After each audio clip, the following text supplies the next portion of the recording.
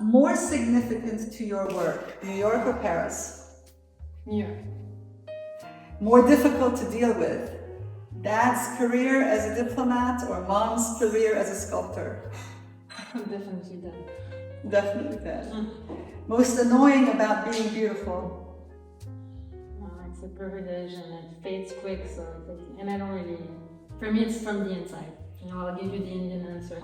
Most interesting to paint with, brush, knife or fingers? Fingers. Most dear to your heart, PINKMIST, the painting or the band? For sure the band. For sure the band? Yeah, the band. The saddest painting, your saddest painting? If I tell you the truth about PINKMIST, the painting is actually pretty sad. Because it's a painting I made when I arrived back in Paris after the COVID, and I was staying in the first Push next to Clichy, and it was a tower, and Push is actually a very interesting, artist incubator, where hundreds of artists gather from different nationalities, different practices, and work together on the same premises. And the studio that I occupied actually at the time in that tower was on the 15th floor. And all I could see was those beautiful sunrise, sometimes sunsets. And that studio belonged to a painter, Bruno. And he jumped from the tower. He jumped from the window, from my studio. From his studio, and it would be my studio. And PINKMIST has two significations.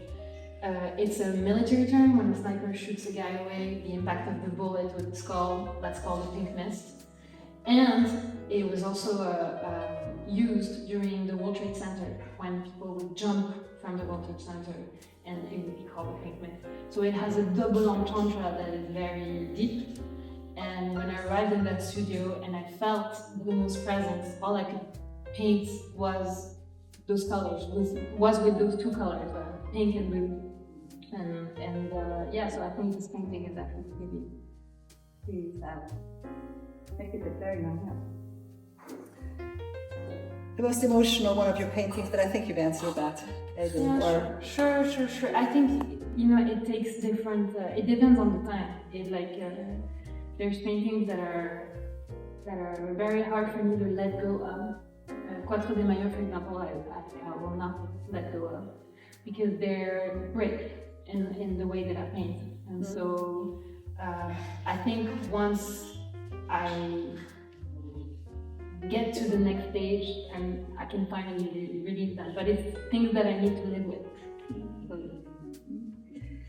If you had to paint with only one color, what would it be?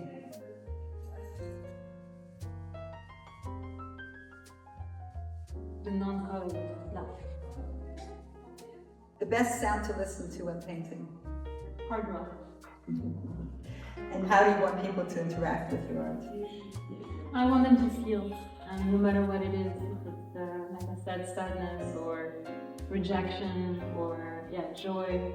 I want them to feel something, and that's what art is for.